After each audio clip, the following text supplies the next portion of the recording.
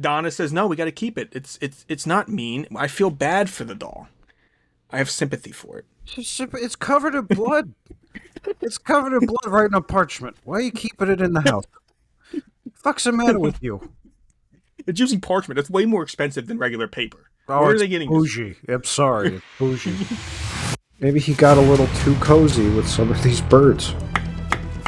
this? Only explanation I have in where a Fiat Uno could keep up with a Mercedes S280, okay?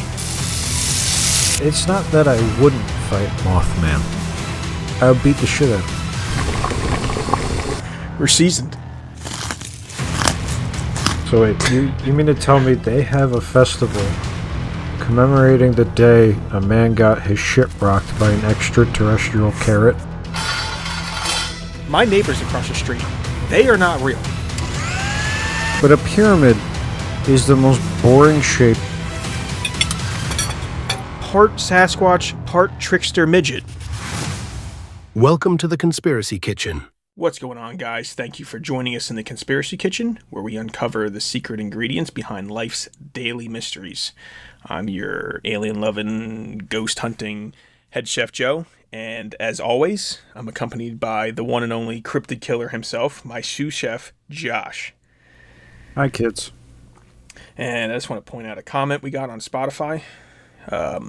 There seems to be someone who doesn't think you can fight a shark. Before we get into this episode, I just wanted to bring that up. I don't understand. You know what? We'll go fishing, okay? We'll get a boat. We'll go out there.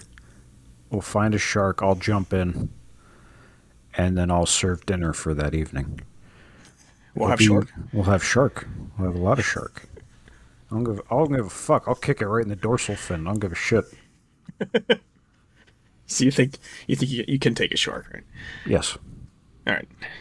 I'm glad. I think you can too. Yeah. I don't like the skeptics on that. I think you can take a shark. It's not hard. It's a dumb animal that only swims straight. Just move out of the way and then stab it as it passes by. Done. There you go. Yeah, there you go. And well, now that we're talking about this, Shark Week is over. However, bummer as it is, probably one of the best weeks of the year, right? At least in America, anyway, because apparently we have comments from people in other countries that say they don't know the Shark Week was even a thing. Yeah, so we like to celebrate odd things.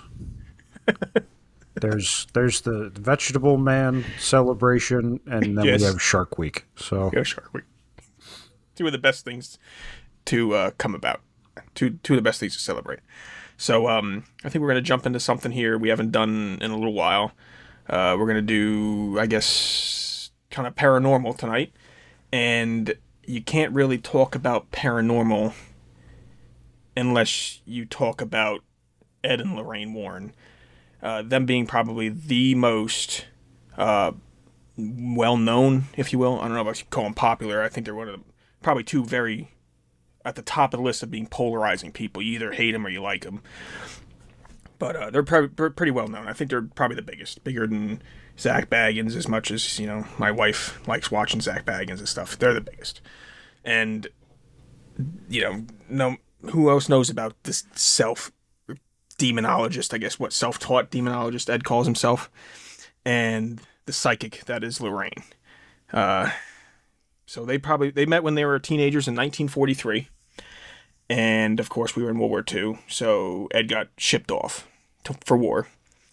When he came back, they quickly married, and Ed went to art school, or an art academy. Ed began talking to Lorraine about how he thought the house he grew up in was haunted, and she began to talk to him about that she believed she was clairvoyant, and about how she had psychic abilities to see different, I guess, future things or different things that's happened, not around her, or by touching something that's happened in the past. So they began to form this little paranormal investigator group.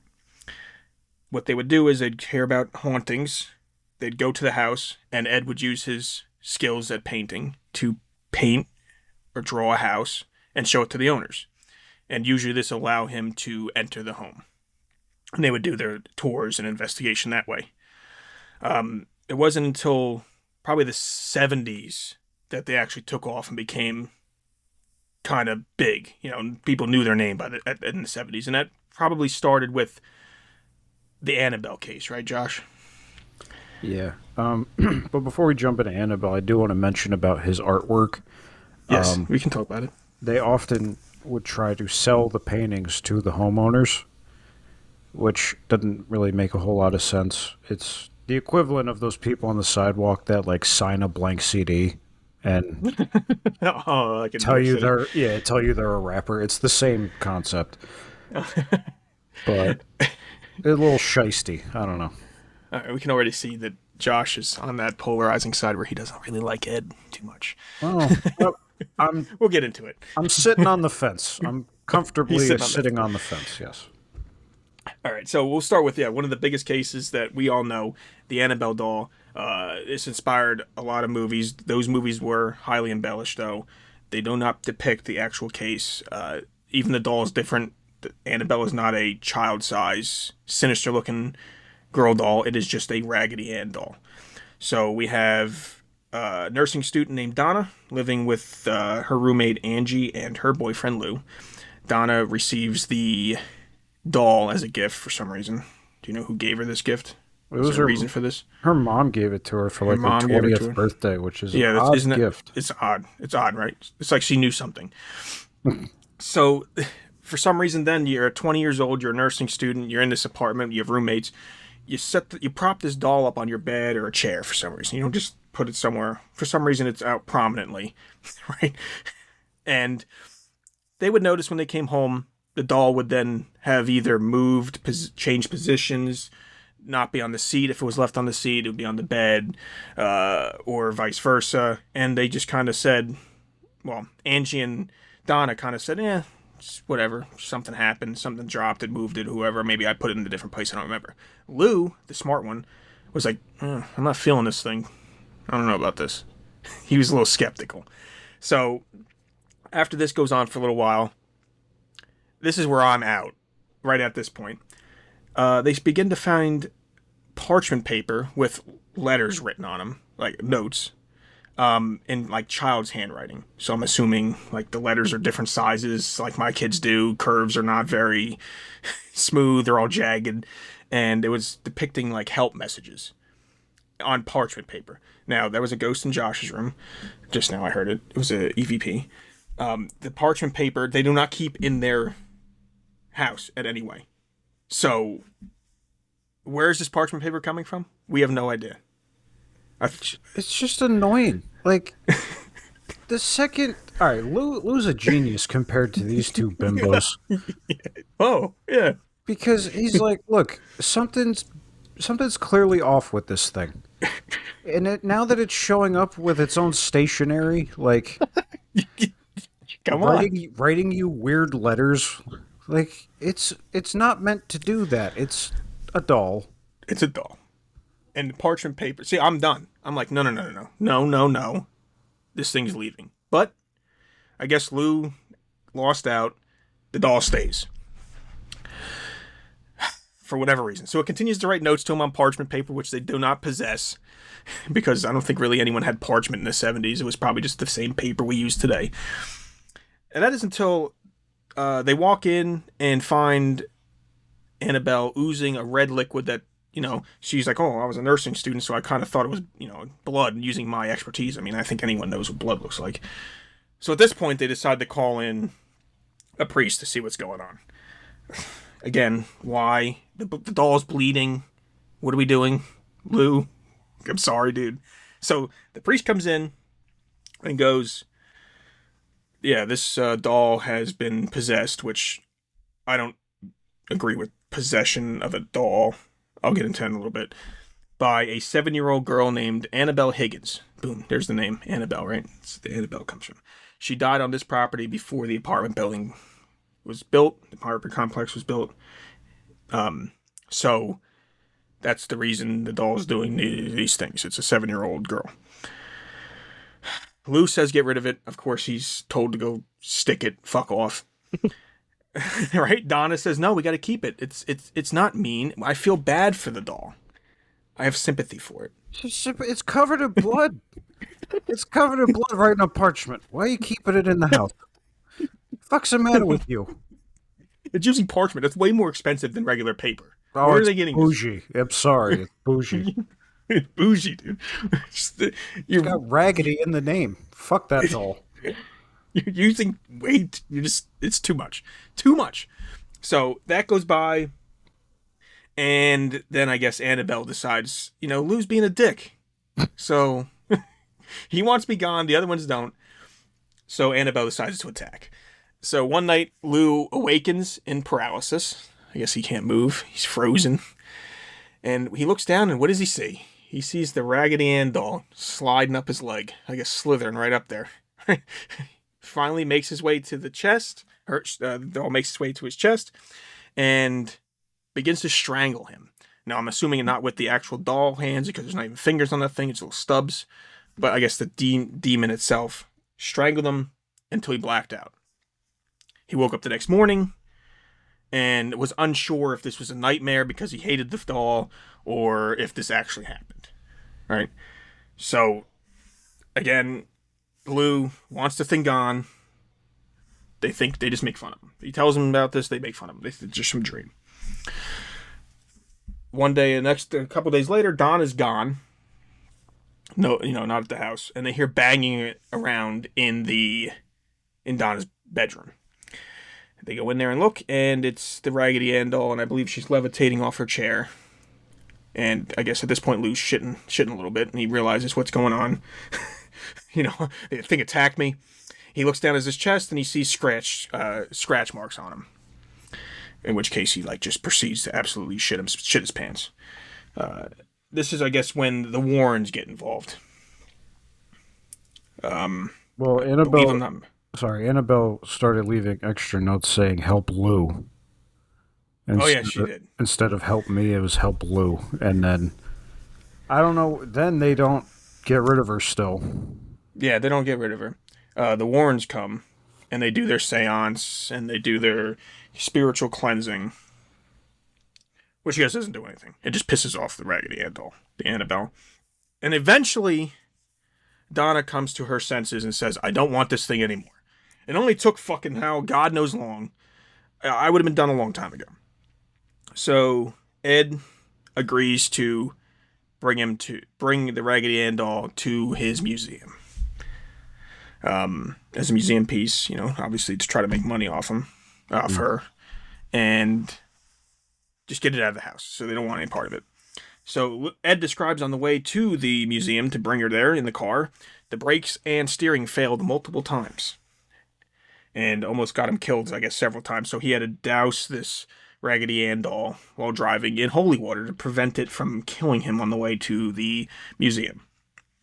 On arrival to the museum, he leaves it on a chair by his desk in an office. Again, it's been seen by Ed and other ones, the doll moving around, levitating on the chair. So they bring in a Catholic priest, or a Roman Catholic priest. Ed asks the priest to look at the doll, see what's going on. To the Roman priest, then tells around and says, this is just a doll. There's nothing to it. It's just a fucking toy. Ed was pretty pissed off about this. So he says, you're disrespecting her right in front of her. Like, dude, you're fucked up. Priest leaves. A couple hours later, priest calls and says the brakes went out in his car and he got into a horrible car accident in an intersection, a busy intersection. So I guess somehow Annabelle cut his brakes, or like we were discussing before, Ed was pissed off about this and went out and cut his brakes for not believing in the doll. Or maybe Lorraine. So then this doll gets put in a glass case and kept at the museum. The only thing left we have is that Ed claims that a visitor to the museum was mouthing off to Annabelle, saying whatever he says to her. And later on that day, his car brakes fails and he dies instantly in a car crash. Instantly. And that's where we are kind of lit. The Annabelle doll is still in that glass case. I believe the museum's closed now since Lorraine died in 2019. I'm not sure if that museum's open or whatever, or if someone else in the family took it over. But that's where Annabelle resides to this day. Now, Josh has some, I guess, skeptical view on the whole Annabelle case. Well, so not to quote the movie, but spirits usually don't possess items; they use them as a conduit Yes, to. and I wanted to. Yeah, I was going to get into that too. Like even they believe to be possessed, you need to possess the soul, right?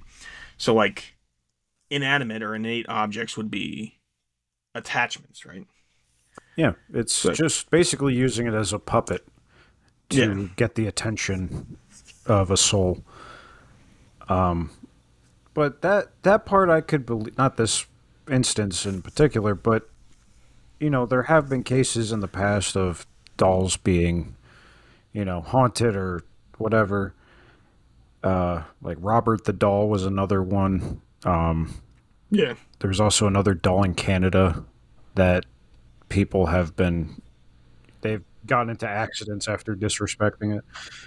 But in this particular one, it's the story itself is almost directly stolen uh, from an episode of The Twilight Zone that came out a few years before this.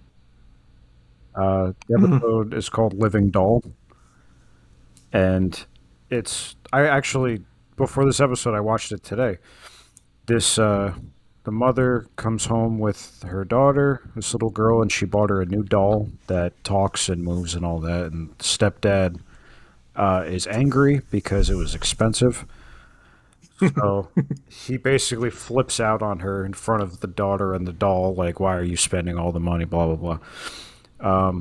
And the girl's like, "But look, Daddy, it talks." It's like, "I'm talkie Tina, I love you." And the second the little girl and the mom leave the room, the stepdad like pulls the string and the doll starts to talk, and it's like, "I'm talkie Tina and I don't like you very much," and like starts saying like really creepy shit to him. And he's like, "I'm gonna get rid of you," and she's like, "I wouldn't do that," like really creepy shit. And so basically it's him going insane and the mother and the daughter like freaking out because he's like attacking this doll that they don't realize is alive. And if you say, all right, well, it's loosely stolen from that, it's not, you know, set in stone, not rock solid evidence. The mother in that episode's name was Annabelle. Mm. Yeah, just thought I'd throw that in there. But It's just circumstantial. yeah, that's what it is. I just want to go in here and say, like, because a lot of skeptics say that the Ed and Lorraine make up stories to profit from, and these cases are documented before Ed and Lorraine ever show up. They go find the cases, so it's not like Ed and Lorraine are making them up. It starts before they come. Sure, they may sensationalize them or embellish a little bit, perhaps, maybe. Some people think that, but I don't think any of them are made up by them specifically. I could agree with that. Honestly, I definitely can. What I want to point out though, like I'm not trying to play super skeptic and say none of this is real. Part of finding the truth about this stuff is breaking off the bullshit. Yeah, because So I mean, this topic, paranormal activity itself, besides them being extremely polarizing, the topic itself is extremely polarizing. Either you believe in it or you don't, and there's no, there's no open mindedness. Like if you don't believe in it, you don't believe a goddamn thing anyone says. They'll have like their EVPs, like their electronic voice phenomenon, like Zach Baggins does, where he picks up voices that are not in the room and they come up on the digital recorder. They're not going to believe it. They're going to say it's edited in. The photos, when you get a weird manifestation in the photo, they're just going to say it's some glitch, I guess, whatever. So this is a big top. We need to enter with an open mind and actually kind of go through the things to decide for yourself. If you go in already believing one way or another, it is never going to change your mind when looking at this evidence or whatever they can present to you. You're not going to change your mind any which way. So you do have to go in, believing or not really believing it, but with an open mind. Is it possible? Because you can't really disprove it either. Like people are like, oh, you can't prove it. Well, disprove it. Why did this come up in this picture? You could say it's whatever, but I mean, why would you take 6 pictures in the same spot? It does nothing, then all of a sudden there's a manifestation. Prove it. Prove it's not real. You know what I mean? So, yeah, this topic, yeah, it's very, it's controversial. We like controversial stuff, though, don't we, Josh? So, yeah, It's Yeah, fun. that's being. You get called like the Titanic, dude. I took so much heat. Dude, he You're an was idiot. so mad. There's one guy, dude. The Titanic. I should have known when he messaged me, and then you see that his, I guess the cover photo, whatever you want to call it, is the Titanic. You know you were gonna get shit on. Yeah. You got the head of the Titanic community livid. Because I said the Titanic was the Olympic. We have a Titanic episode, by the way. I don't know how far back it is if you want to listen to it.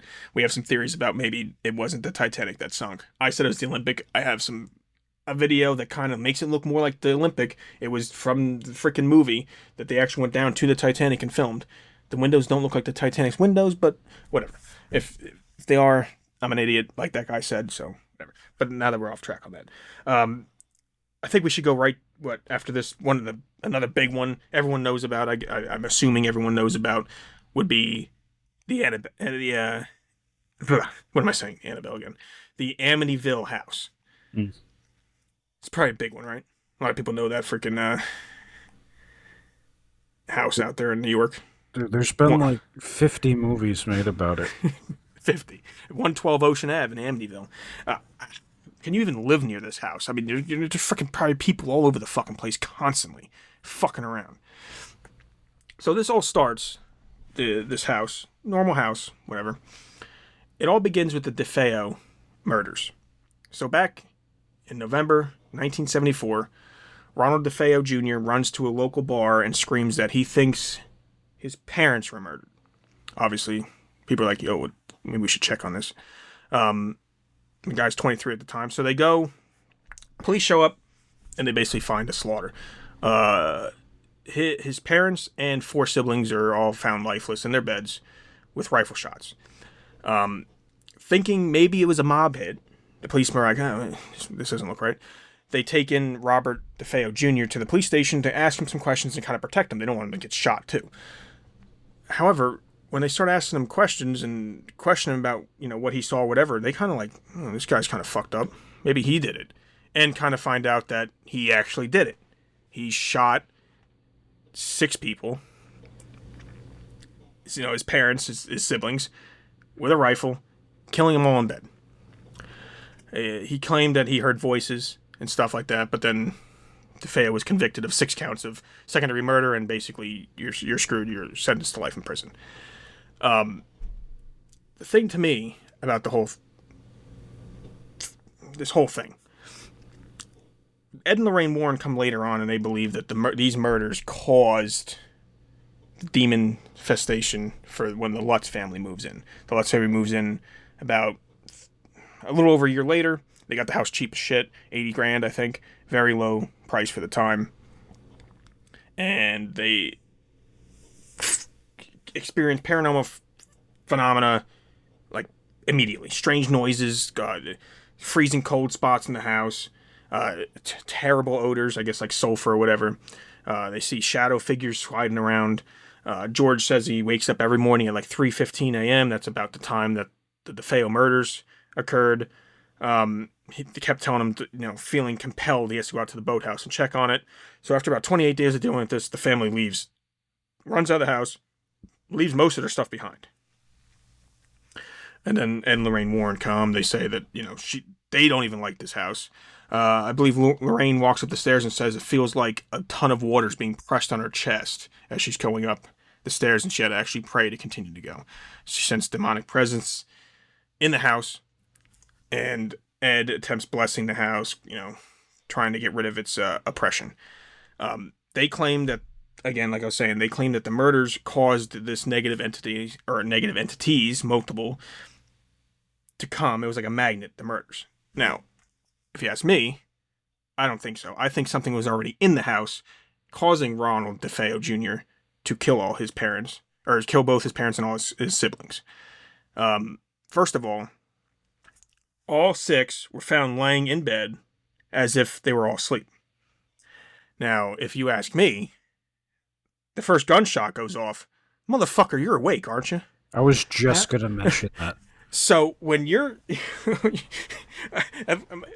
maybe the second one. Maybe you can get to the second one without waking anyone up. But come on, at that fucking time, sure as shit, someone's awake, right? He's already talking about hearing voices. And I kind of wanted to get into, there's 4 stages of possession. Now, I don't know if Josh believes, and I think you believe in this. I don't know if you do. But anyway, the 4 stages of possession. We start with infestation.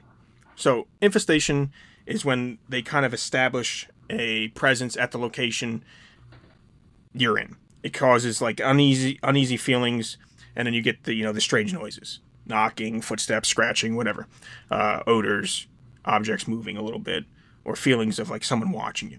That's number 1. He was kind of weird, right? He was acting weird at the time. Next comes oppression, and this is what he was talking about. You get the breakthrough there, like with fear. You get you feel of isolation, torment. Apparently, they're saying he's a little crazy. Nightmares, mood swings. Obviously, you have to have a mood swing to kill someone. Depression, aggression, stuff like that. And then possession comes. This is when you hear like the voices in your head. You can freaking lose track of time and stuff like that. And then finally you get deliverance. So deliverance is when you either die, suicide, you kill someone else, or an exorcism occurs. This is what Ed talks about in his book about demonology. These are the 4 stages. It seems like DeFeo Jr. had some of these stages. And we actually have another case we'll talk about in a little bit. It's kind of similar. So, could this demon, if there was an entity in the house already, remember Annabelle, he felt paralysis, he couldn't move when Annabelle attacked him. If you believe in this stuff, could this demon have held all 6 down in their beds and had him go around shooting them? To kind of, set the tone. Then he goes out, his odd kid did it, and then he gets thrown in jail, and the demon's like, and then the negative entity, the negative presence of all this, bring in more entities. So now the house is just a disgusting cesspool of demon nonsense. That's how I feel. I don't know if you have a fucking different view of that, but I think Ed and Lorraine were wrong about there not being anything until the murders happened. I think something was in the house. That's actually a very interesting connection. I didn't think about that, of them being held down. It's interesting. Right? I mean, because if a rifle, a 35 caliber rifle is being fired in the house, aren't you waking the fuck up? Yeah, I'd be pretty wide fuck awake. I mean, if someone's discharging a weapon in my home, yeah, I'd hear it. But plus, I've seen the layout of that street. Wouldn't the neighbors be a little curious? And they would. And why didn't they hear it? See, this guy runs up the street and says, "Oh yeah, no one else came out and was like, yo, what's up?" It wasn't like this was large gaps between houses. They're pretty close together, are they not? They're literally like fence line, like right next to each other. So that's what makes me believe something else was in the house, and I kind of step away from what Ed and Lorraine said. But do you have a skeptic side to this, Josh, or debunkage? Well, kind of. So let's see. The Warrens had brought an entire film crew with them when they came to investigate the home. Yeah. And on their tapes and recordings, they have absolutely nothing. There's nothing. They've got nothing. They got one picture of what appears to be a little ghost boy on the stairs peeking out, which is actually just a member of their crew. That's Paul Bartz. Are you sure? Yes, 100%. That's Paul Bartz, and they knew that people thought that was a ghost, and they just never corrected them. And Paul Bartz is like, yeah, that's fucking me, dude, and my eyes aren't glowing. That's the light reflecting off of my glasses. So, yeah, that's Paul Bartz. And the Lutz family had a priest in to bless the house, and he was like, yeah, I heard voices telling me to get out, and I told them to stay out of the spare room and all of that.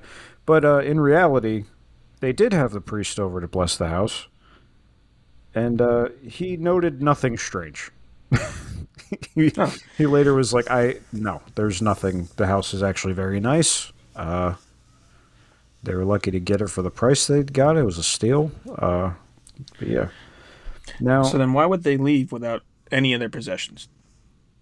well, so the story of the house being haunted, now this is somewhat well known, was supposedly created by Ronald DeFeo's lawyer, William Weber, and the Lutz family.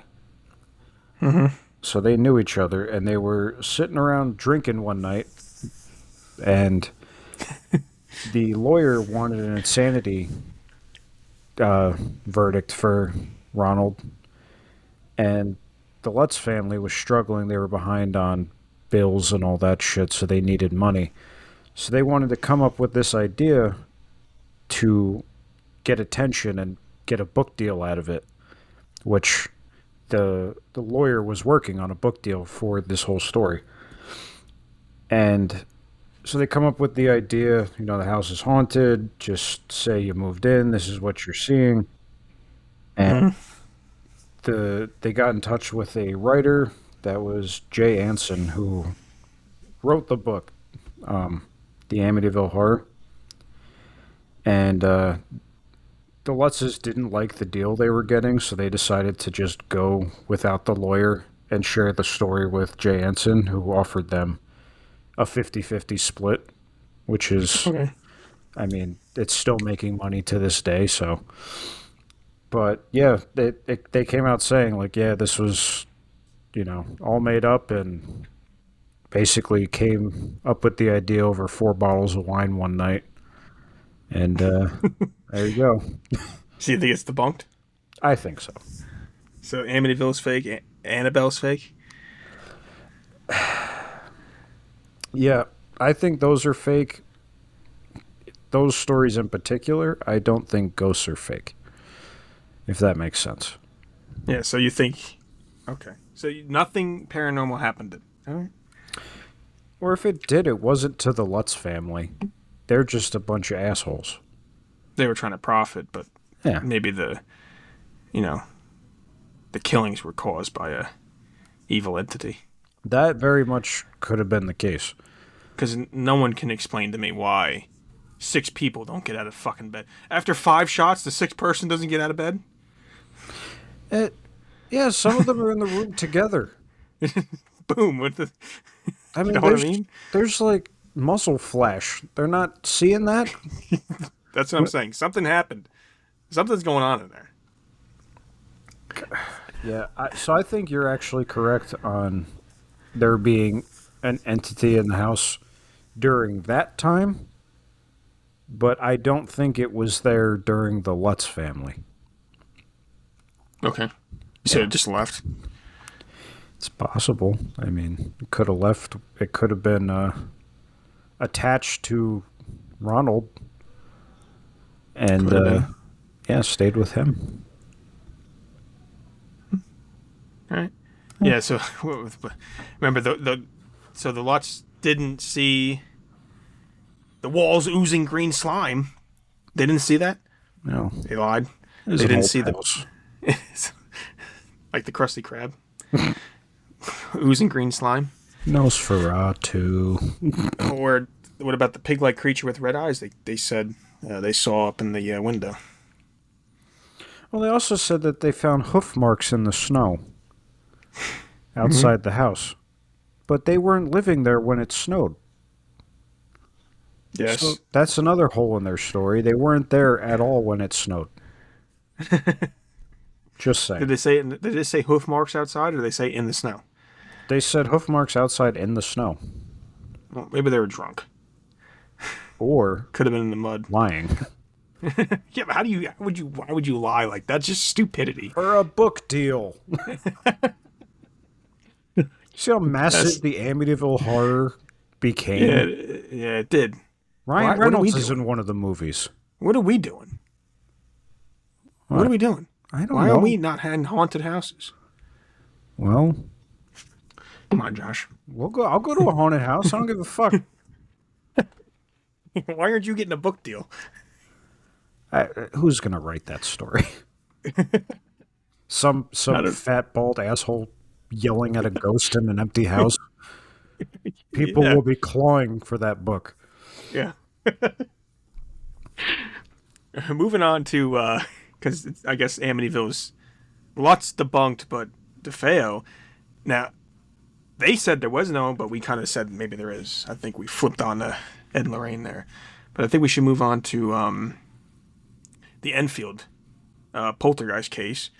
This is for you UK listeners, too, I guess, if you guys might know this. Probably one of the most well-documented alleged hauntings in the UK. It was at 284 Green Street in Enfield, North London. Now, the Hodgson family in August, you got Peggy, a single mother with 4 children. She had Margaret, Janet, Johnny, and Billy. Just right off the bat, they sound like fucking assholes. And right, fucking Billy. They reported strange activity in their, home.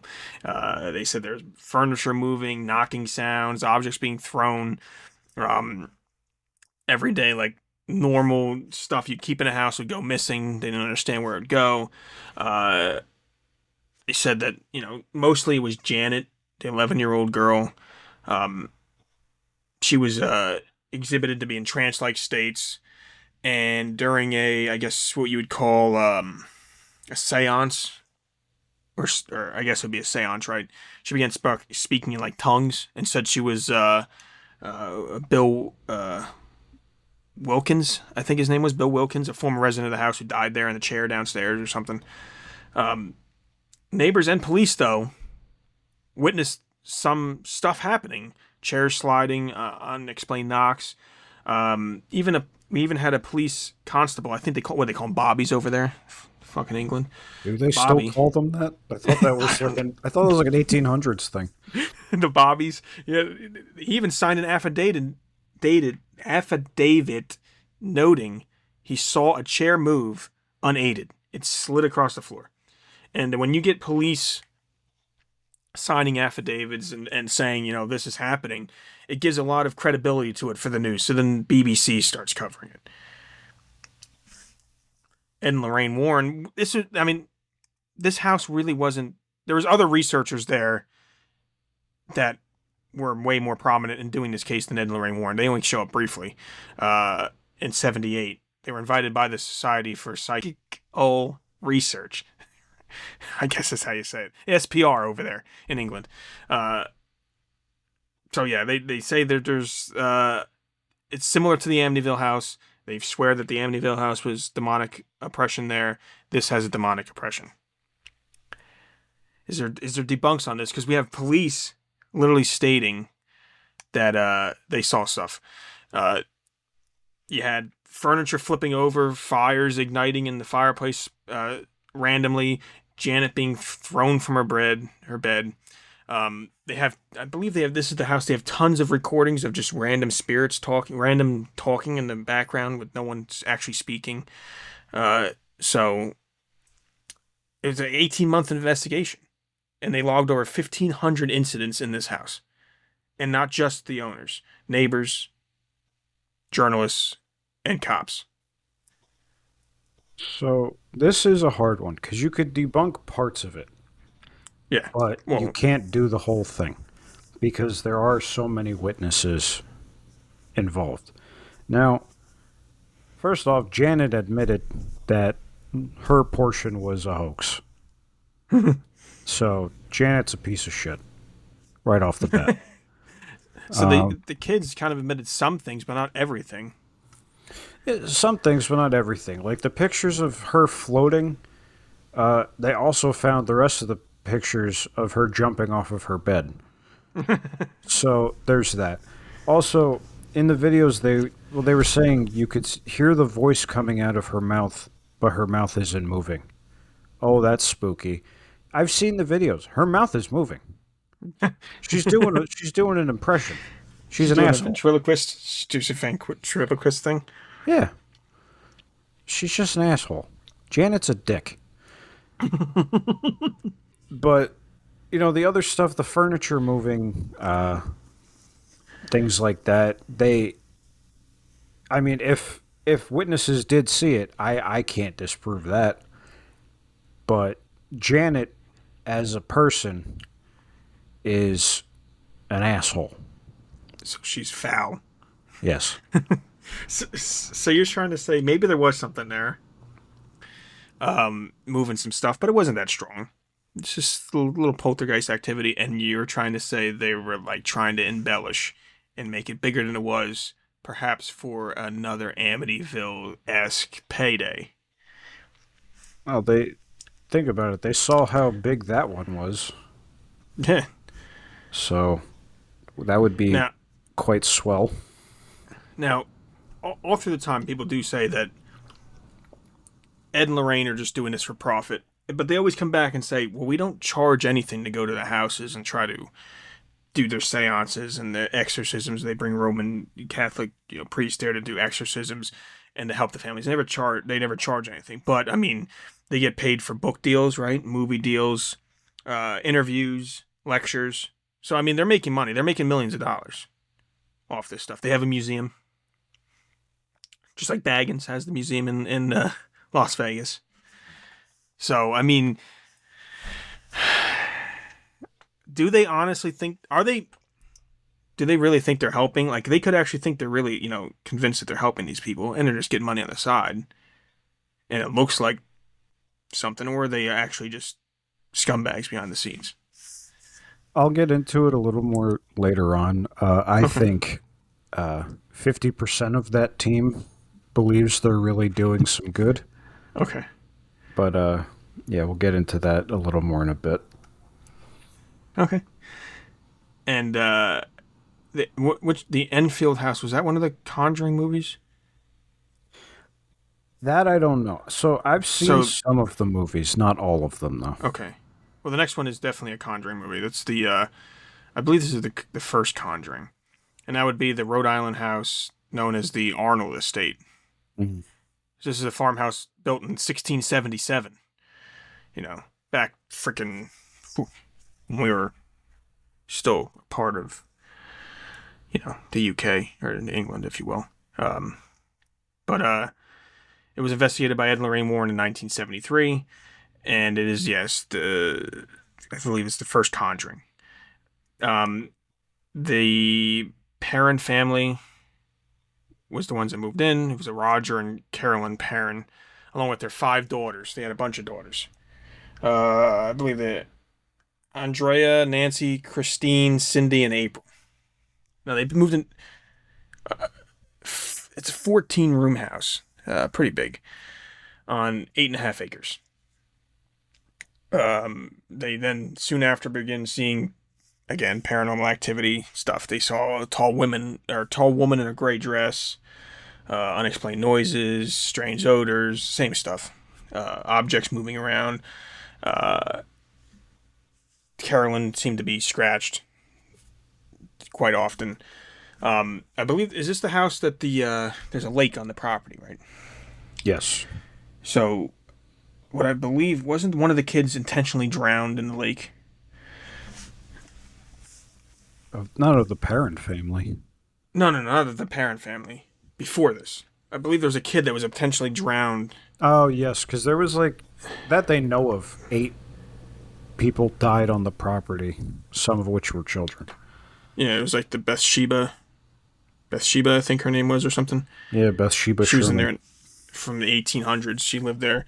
She was a witch, apparently, who sacrificed a baby in that water, I think, and cursed the land. I think that's where the whole stuff. There's no evidence to support this, though, but she was supposed to be into witchcraft and satanic rituals and stuff like that.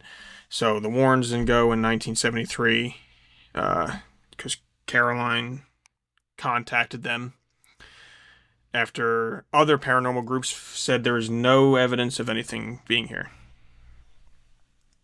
So then Ed and Lorraine made multiple visits, conducting seances and documenting paranormal activity like levitating beds. And they continue to see this misty female figure, they said, and a smell of rotten flesh. Now, I believe in the movie, too, the first, I think this movie, yeah, I believe I saw this one. They do show that other people come and like, nothing's here, and then like the kid gets attacked, and like, no, don't worry about it. Then they come, and it makes it all worse. For some reason, I guess the seances or whatever makes them, the entities, more pissed off, if you will, or Ed and Lorraine is lying because the other one said there's nothing, and they just want to make a thing about it. I don't know. Right? So, the seances worsened Carolyn's condition, and again, they were speaking in tongues, appeared possessed, and they made this document. This made the movie, and it made the book, The Demonologist, and the trilogy of House of Darkness books. I don't know did they perform a exorcism in this house? Did they believe Caroline was actually fully possessed by an evil entity? I don't remember that. They did a seance against Roger's judgment. He didn't want them to do that. Okay. But they did the seance anyway. And there's actually recording of Roger talking about what happened. And he said that Carolyn was sitting in a chair, and at one point the chair lifted off the floor and was thrown into another room. Okay. And like her body was all contorted and she couldn't speak, and he was like terrified for her, so he made them stop. And then he ended up he had enough and punched Ed in the face and threw them out of the house. Yeah. Oh, and just to let you know, the Enfield house is the Conjuring 2 movie. Oh, okay. Yeah. But there's a bunch of Conjurings. There's a bunch of movies that came up after that.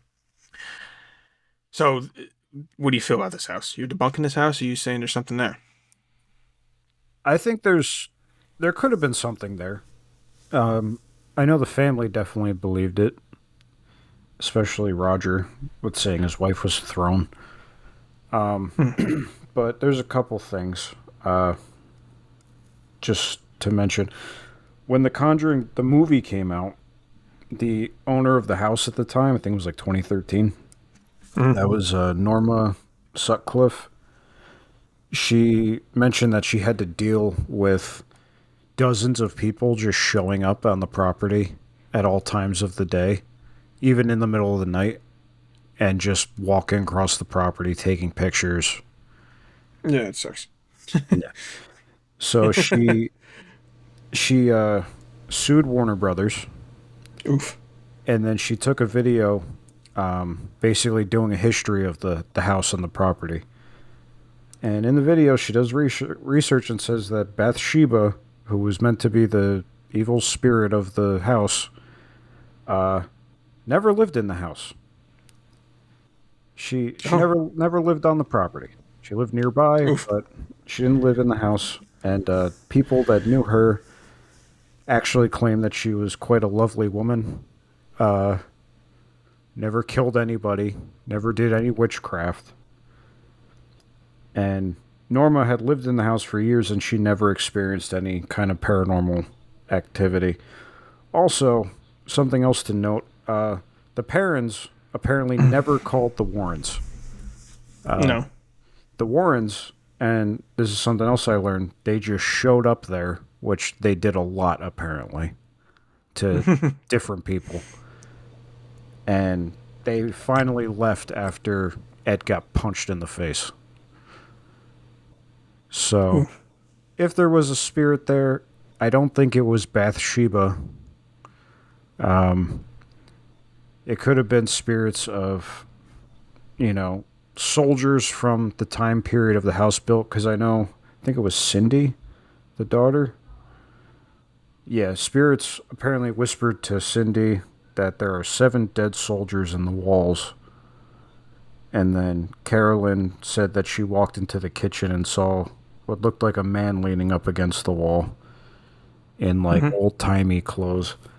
So I don't think it was Bathsheba, but So where did they come up with? Why would they come up with something like that? Like a Bath? Why would they come up with Bathsheba being a Satanist, doing satanic rituals, and sacrificing a baby in a lake at the house?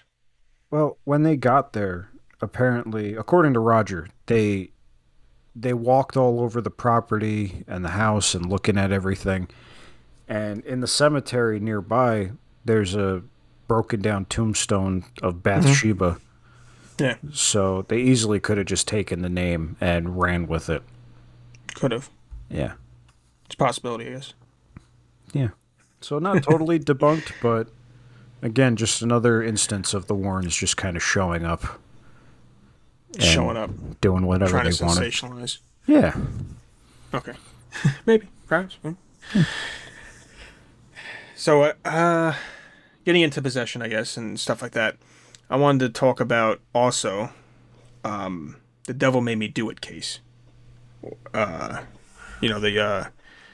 that case where they said it was possessed. It was like the first of its kind to actually have as a defense in court, saying you're possessed.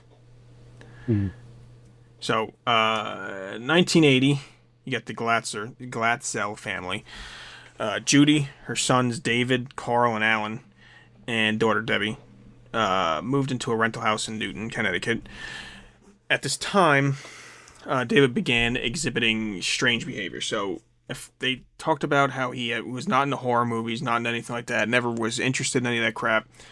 But once they moved in here, he started having night terrors, and he spoke of a man with big black eyes, growling, had hoofs, kind of animal-like features. But a man. Almost, I guess, maybe Jersey Devilish. Perhaps. Maybe. So he would begin to have these things, and eventually it led to, I guess, getting worse because he'd be waking up with scratches and bruises on him. The family believed he was possessed, contacted several places, and then I guess reached out to the Warrens because they live nearby in Connecticut.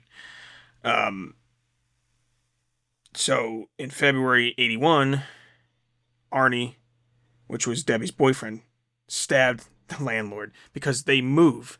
I'm getting a little ahead of myself.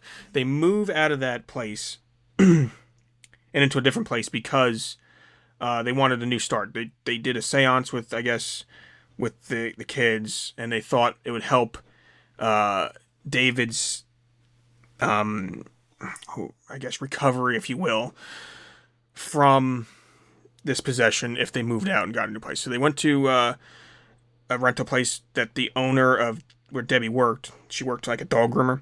The owner, Bono, also owned a apartment. They rented that place. Bono kind of got drunk one night with, I think, Johnson, the Debbie's boyfriend. And when Debbie and her cousin showed up, Bono grabbed the cousin. Johnson was reportedly in like a trance-like state, just absolutely stabbed the shit out of Bono and killed him. Claimed he had no memory of doing it, and he kind of went out and I think I hurt someone. He told police in a testimony, but he didn't remember what happened. So the trial starts, and Lorraine and Ed Warren both say that Johnson's attorney that he should plead not guilty because he was possessed by a demon. And the attorney actually submits this into evidence that he was possessed. Actually, I'm getting a little... I think I'm screwing this up a little bit too, because when they seance the boy, David, they believe the demon jumped from David to Debbie's boyfriend, Arnie. I kind of forgot to mention that too. So when David stopped getting his, he got the seance or whatever happened, or the exorcism, the demon then they believe jumped to this Arnie Johnson, for some reason attacked the landlord. This actually was the first murder in Brookfield's history. So, the case goes on, and I understand this. The courts go, there's no scientific way to prove that he was possessed. And I kind of agree with the courts on this because, one, I mean, everyone and their fucking brother will be then using this as... If this guy won this case for demonic possession, you know what I mean? how many people are going to get away with murder after this? All of them. It would be such a fucking like shit show if that ever fucking came out that he got away with it. So they said it's inadmissible. They didn't give a fuck about the testimony from the priests or Warrens or anything about that. The going back to the stages, the defense attorney argued that the stab wounds were far too deep for the strength of a human to stab that deep into him. But again, how can you possibly say a demon? That's never going to work. How would you know how deep a demon can stab? He said it's just too deep for a human. So it had to have been a demon. Like going back to, remember my, like super strength and agitation and all this. He showed a lot of signs of it, to be honest. Like if we wanted to kind of look at it, he did the night terrors because Johnson started getting night terrors after it transferred from David. The strange voices. Apparently he was, in trance-like states, not like himself anymore. And then he finally just attacked this guy and stabbed the piss out of him and drove the knife, they claim, too deep for a human to do. So it must have been demonic possession. But again, like I said, even if I believe he was possessed by a demon, you cannot use this as a defense case in court. It just would destroy the whole court system, and you would be fucked. So he was convicted of first-degree manslaughter. He was sentenced to 20 years max, and only served 5 years because of good behavior. He did marry Debbie in prison too, by the way. Just to let you know. So that's what I'm. This was like a grand mark case for Ed and Lorraine Warren. Like they're on this, in the limelight, trying to freaking defend a killer, which caused a lot of people kind of got pissed off at him too. But they stuck to their guns. So were they really believing he was possessed, or were they using this to get more attention to try to make more money? You have to be in their head. It's hard to say. But they defended it, tooth and nail. I'm telling you, 50-50 on that relationship. One believes. 50-50. Yeah. So that case, he did show a lot of signs, but at this point, this is the 80s. Ed and Lorraine Warren have been big for about 10 years now. He has the book out with the stages of possession, like I said, the infestation, oppression, possession, and then deliverance. He went through all of them. Like the infestation, the rental house showed signs of burn stains and carvings in wood on the walls that they said they didn't do themselves. The night terrors, scratches, that's the oppression, growling, bizarre behavior, trance-like states. The possession. The Warrens claimed Johnson was possessed during the murder. Debbie said that he was mimicking David's behavior earlier on, snarling, making all kinds of noises. And then, obviously, deliverance, the guy killed Bono. So, goes right down the stages, you know what I mean? So he could have been. But, even if I 100% do believe he was possessed, you cannot use this in court. I'm sorry. I mean, as suck as it may be, if you were actually possessed and you didn't want to do it, you can't use it. Yeah, I'd be so pissed if that worked. Because everyone would be using it. Everyone would fucking. I want to kill that guy. Oh, I was possessed. They use it for everything. Speeding ticket. Yeah, I was possessed, dude. You know what I mean? So. I didn't mean to go that fast. This demon just loves to go fast. Oh, you're good. Look out for the warning. Doing it at work, you want to say some stuff to your boss. Oh shit, I was possessed that day. You can't fire me. I'll sue you because of the possession. Yeah, so it's not Tourette's. It's a demon. It's a demon. God. And I guess the final kind of case I wanted to get into, which kind of almost says that Ed is kind of may not be who he is, right? Would be that the funeral home on in Southington, Connecticut, right? Yeah, the Snedekers. The Snedeker family, Alan and Carmen. They buy this freaking old funeral home, which they claim they didn't know was a funeral home until after they bought it, which is weird. They just happened to stumble upon some stuff in the basement after buying it. And I thought you kind of look at all that stuff while you're buying the house.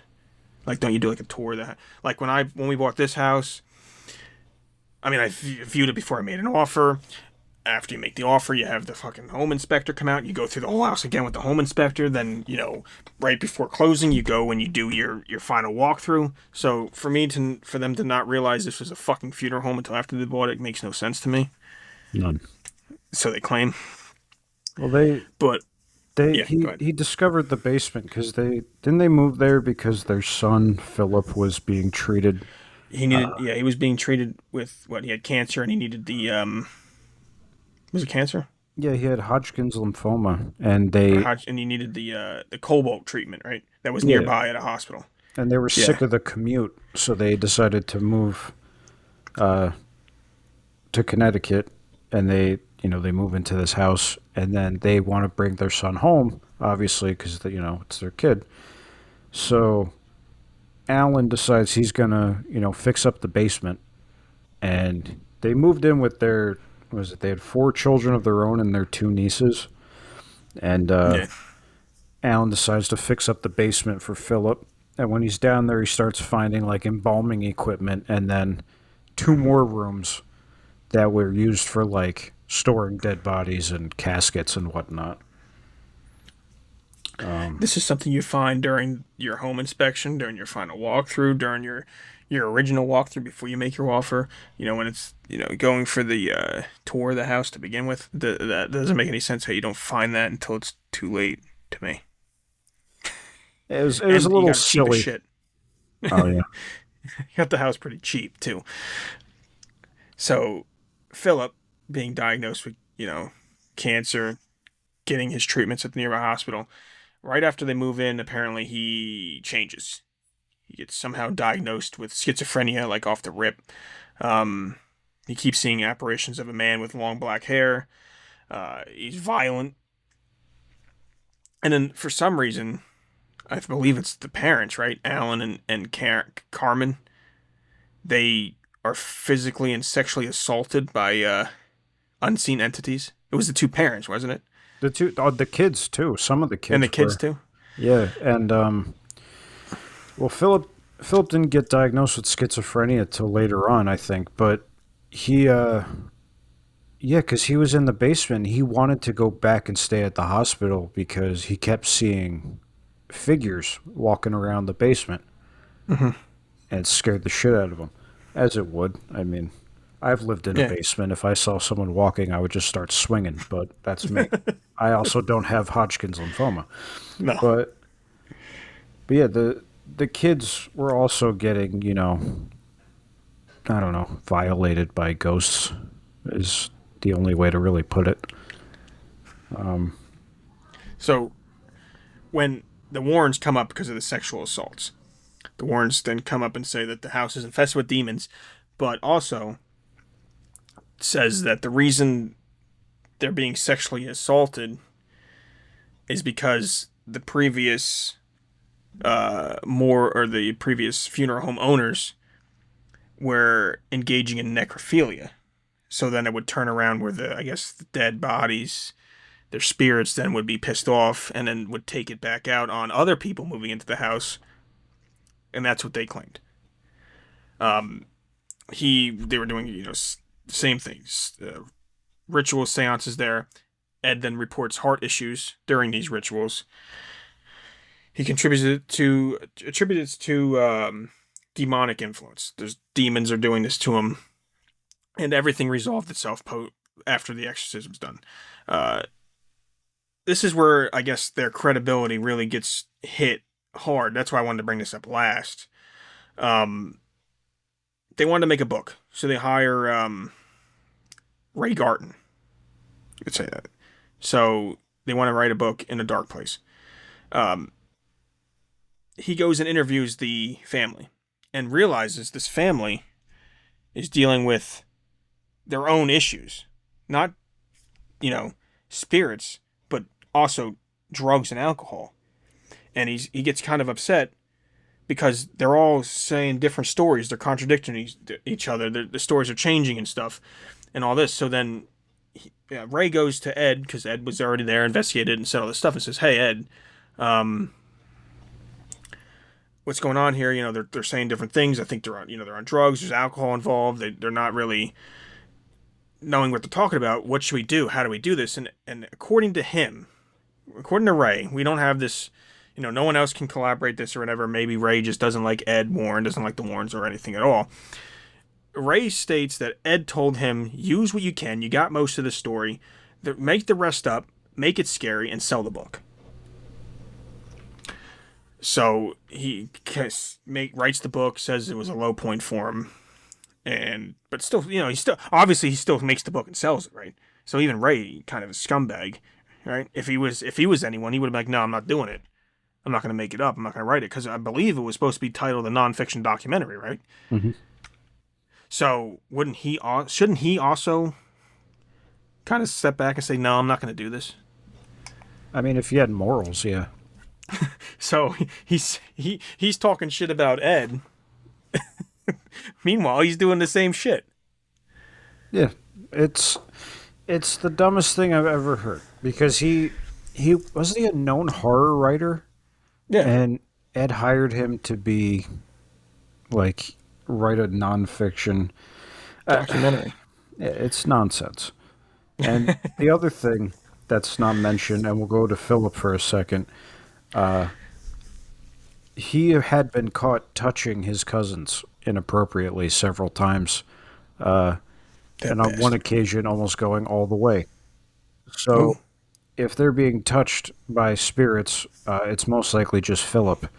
And then they threw him in a mental institution, where that's, I think, where he was diagnosed with schizophrenia, because then Ray, who had, mind you, he'd never seen Philip in person. He'd only spoken to him on the phone.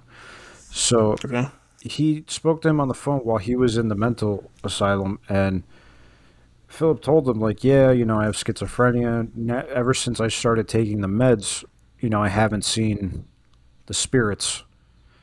And that's where his mother grabbed the phone and hung it up right after he said that, which is, a little sketchy.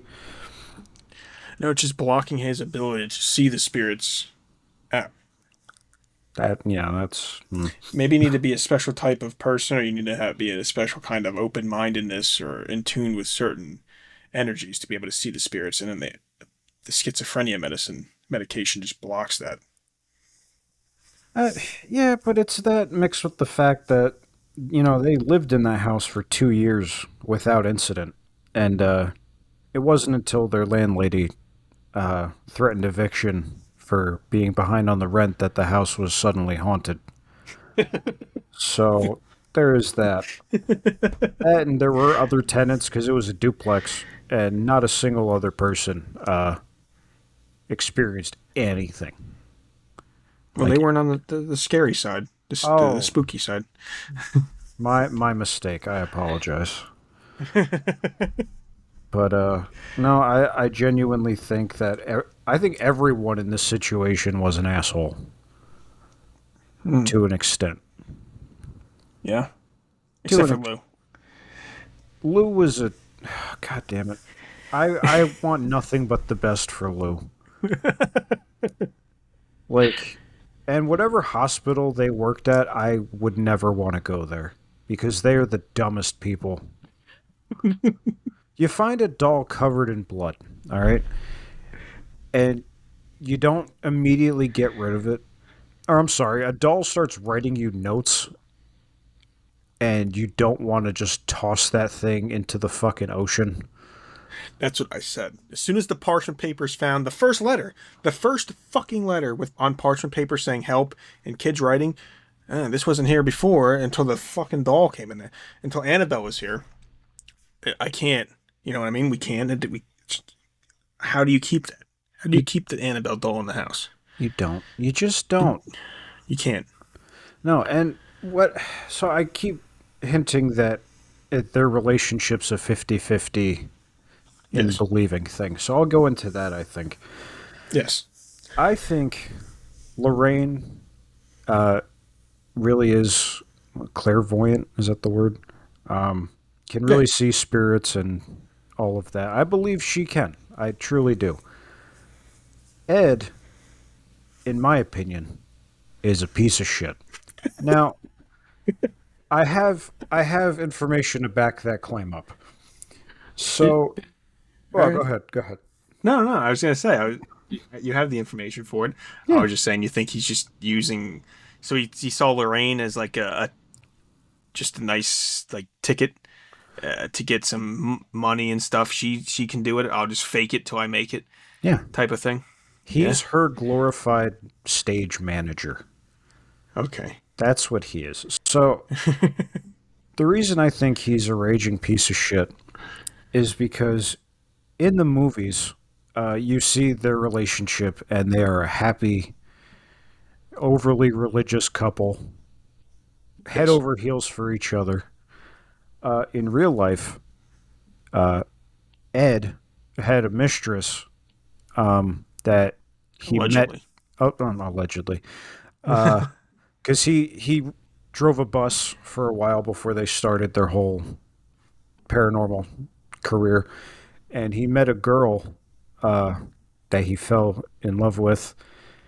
Now, normally that's just adultery, but then you could add in the fact that she was 15 years old, Yeah. and he was not. He was not. He was No. he's a wee bit older and also had gone to war and all of that and came back. But so they started seeing each other and then invited her to live in the house. Yeah. Yeah, she lived in their house, and then her name was Judith Penny. He built her an apartment upstairs, and the way they explained it was, oh, she lives with them. It's like an act of charity. She needed help, and then she helps us around the house, so it's like a win-win. He built her an apartment upstairs. According to Judith, he would spend a lot of time sleeping up there and then sometimes sleeping downstairs with Lorraine. So it was a back and forth thing. And when the studio, after The Conjuring was made, the studio learned about this whole thing and it was put in the contract by the Warrens that you can't mention any infidelity or underage anything. And it's in the contract that they can't mention that in any of their movies about them. Now, I do want to mention that Ed did die 7 years before the Conjuring movie was made. Well, then Lorraine put it, and she... Yeah. I'm just Yeah, mentioning, yeah, Ed died in 2006. Yeah. Lorraine put it then because she didn't want to, I guess, bring all of that to light. Yeah. But then, I think it was 1978, Judith got pregnant, allegedly. Allegedly. And the Warrens persuaded her to have an abortion as to not ruin their image. Yeah. Oh, the skeletons in the closet. Oh, a whole bunch. And Eddie, she claims Ed even used her to like fake footage of spirits, because there's one video he took titled "The Lady in White," which is you see a ghost walking through a graveyard, and Judith was like, "No, that was just me. I put on a sheet and was just kind of walking," and he filmed it. So Judith was just like, just throwing everyone under the bus. Now, Miss Penny also claimed that Ed verbally and physically abused Lorraine. Now, Lorraine went all the way to her death denying those accusations. She's an old-fashioned gal. She doesn't want her name dragged through the mud. Mm-hmm. I feel, and I hate to say it, but you see that a lot in like older relationships. Like there could be abuse for years, but they will never talk about it. So people might think I'm a scumbag for bringing this up, but so this could be a possibility, right? Because we have to look at it from all sides. She doesn't say anything till Ed's already dead for several years. She knows Lorraine is also pretty old. She's much younger than them, right? Hmm. Um, could that have been a money grab? See, Could the whole thing I be thought a money about grab? that, but she didn't make any money off of anything. Now, she said she didn't want any pain and suffering or whatever, right? She just wanted her story out there. Which all But, she was offered was like a couple $100,000. but was it? I feel like she might have maybe blackmailed first, and then they didn't do anything, so she went about it just to destroy their image, if you will. But I mean, she probably still got money off it, and she's probably going to get the estate. Yeah. I don't know. I get a feeling about people when I look at Ed and I just Ed, Big Ed. Big Ed and he doesn't look like anything in the movie. Neither of That's what I them. was about to say too. It does not look. They use what the fuck's his name? I forgot the actor's name. Fucking guy from Aquaman. Yeah, they use him. A thin guy, chiseled chin. You know, decently in shape. Ed is the opposite of those things. Oh, yeah, they use Patrick Wilson. Yeah, that's his name. Ed's the opposite of him. Yeah, Ed looks more like John Wayne Gacy than he does Patrick Wilson. Yeah, it's true. It's true. And Now, he looks like he would, be a shisty money grabber, but that's just me. he looks like a used car salesman. Yes, exactly. He looks like Danny DeVito in Matilda. It's Yeah, bad. that's what I was just thinking of that. Yeah, it's like Put Matilda. super glue on the bumper. Great movie, by the way. Matilda. Excellent movie. Yeah, great childhood movie. I don't know if you haven't seen that movie, you got to see it. Yeah. So, you believe Lorraine actually saw the spirits and was trying to genuinely help you?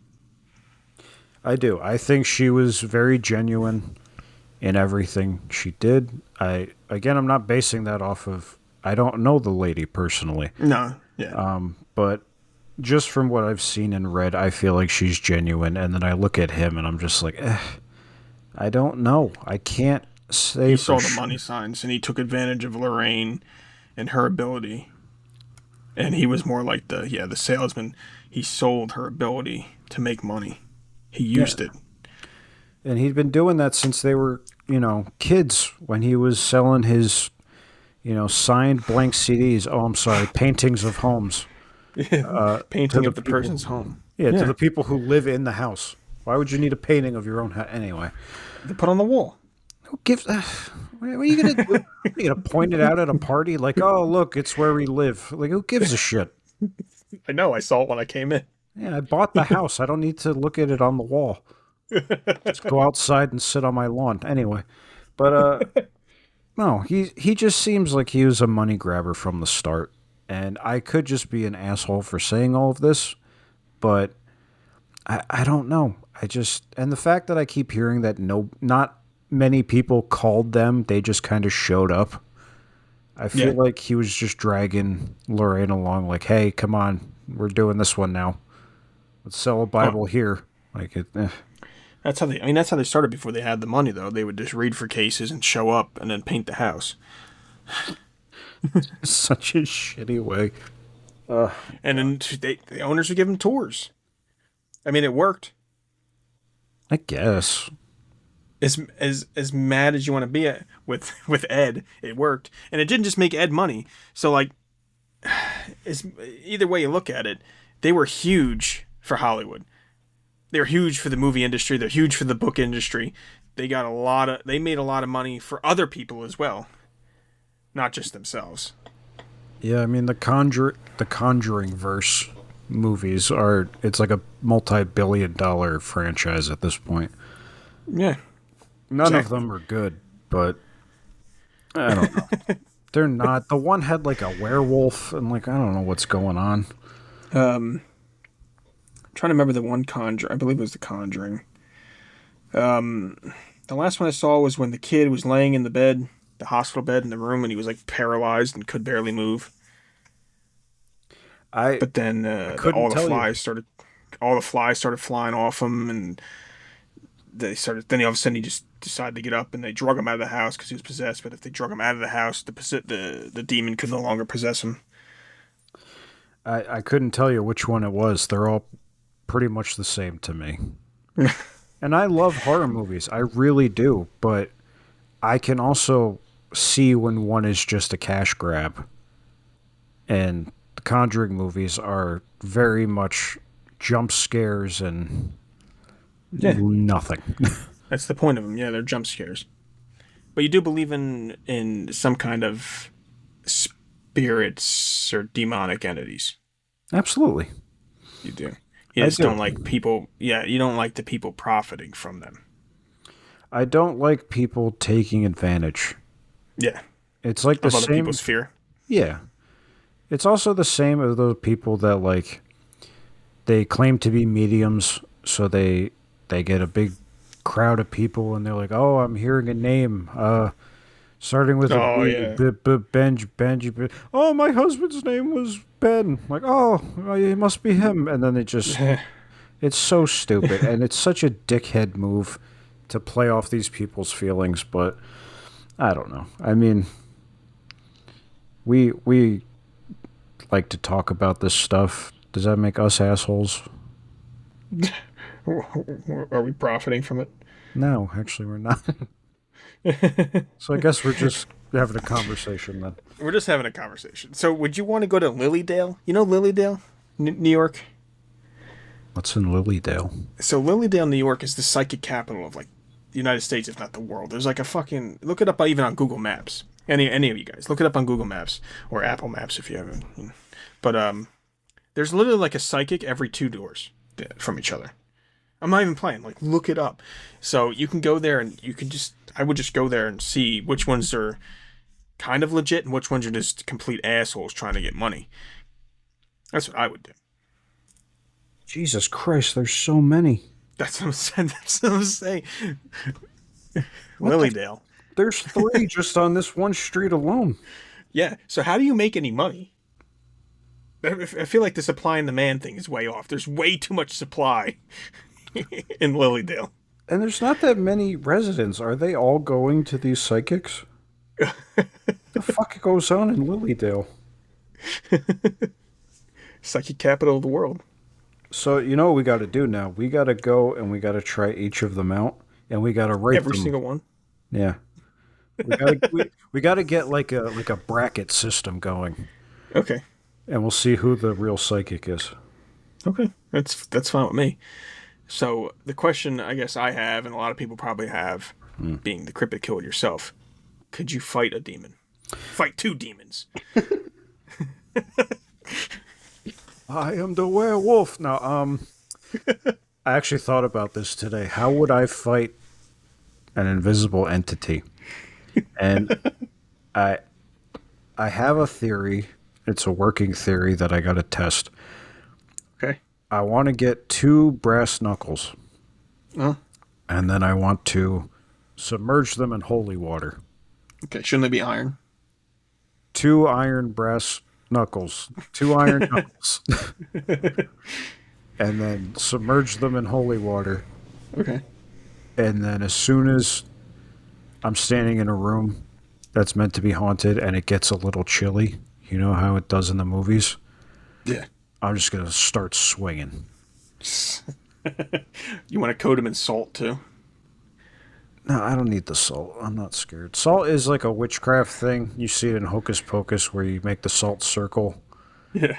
And then to keep them out. I don't want them to be kept out. I want them right in my face. Oh, okay. So you got to get them in close, and then you hit them with the uppercut. Okay. And then, yeah, you fight 2 demons.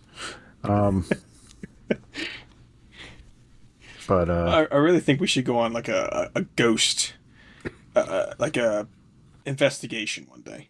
Like get our GoPro up, head mounts, lights, find a haunted place, and I would just love record. that.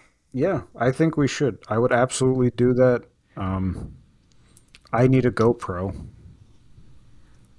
but All right. Get a spirit box and have that video on YouTube as part, and then see it like the reception of it. Is it good or bad? Maybe do more. Maybe do one every so often, yeah, different places. Because that would be pretty fun. I think I would probably enjoy doing that. I'd be down for that. It'd be like we go to like all the weird New Jersey locations and check those Yeah, out. We go to the Wanacue, the reservoir where the UFO was. I could show you that, you can do that too. Yeah, but and just have GoPros, but you got to get a GoPro. I gotta get a GoPro. They're fucking expensive. But yeah, if you, that's another thing. You guys are going to be listening to this on Tuesday morning, most likely, which means we're probably going to have 2 episodes out this week, huh, Josh? Most likely, yeah. Yeah, if we record again on Thursday for a Friday release, I'm hoping we could try to get this going and make a set schedule from now on. Maybe Monday nights and Thursday nights, and just get those episodes going out twice a week, and just to give you guys, the laughs for commutes twice a week instead of only once. And if something changes in someone's lives, we can adjust the schedule accordingly, but let you guys know in advance. And then maybe, Sunday night, Thursday night, or something like that. But yeah, if you have any other stories you want to talk about with this Ed and Lorraine? No, he's a dick and scumbag? she's a victim. He could very well possibly be. Allegedly. He's very right. Allegedly. Allegedly. We don't want his estate suing us. No. If Ed drank more Ovaltine, he wouldn't be such a dick, to be honest. I feel like if he drank more Ovaltine, he'd be able to see the spirits that Lorraine did. Maybe. You think that would boost her clairvoyance? Oh, yeah. Oh, my. All those vitamins and minerals are fucking... Dude, that's probably how they did exorcisms. They just dumped Ovaltine in the mouths of the one being exorcised, and then the demon couldn't take the vitamins and minerals and just fucked off back to hell. It's a very good point. I think we should, when we do our little ghost paranormal investigation, we need to bring a can of Ovaltine just in case. Yeah, I mean, there's holy water, but then there's fucking Ovaltine. There's Ovaltine. It's stronger by far. Yeah. Well, guys, if you want to hear more paranormal, I guess you can comment. You can on this. We're on X. Follow us on X, Conspiracy Kitchen Podcast. Instagram, follow us over there on Instagram. We're building that up. Again, Conspiracy Kitchen Podcast over there. We're starting a Facebook and TikTok. Try to get on there just to get more visibility, depending on your social media platform of choice. If you're on on Spotify right now, please rate us, whatever you feel like over there, the stars. It helps us with visibility as well. Comment on the Spotify episode. Maybe we'll do some suggestions for if you guys want to hear different things. Right? I think the only one that really gave us a suggestion was Hammers with the shark thing. But yeah, if anyone wants to hear anything, just let us know. We're trying to get out twice a week. We're going to get out twice a week now. We've just been saying that, but this is actually working. I think we're getting out. So, yeah. And drink your Ovaltine. And Ed's a dick, I guess, allegedly. And demons are real. Yeah. Good night, everybody. Later.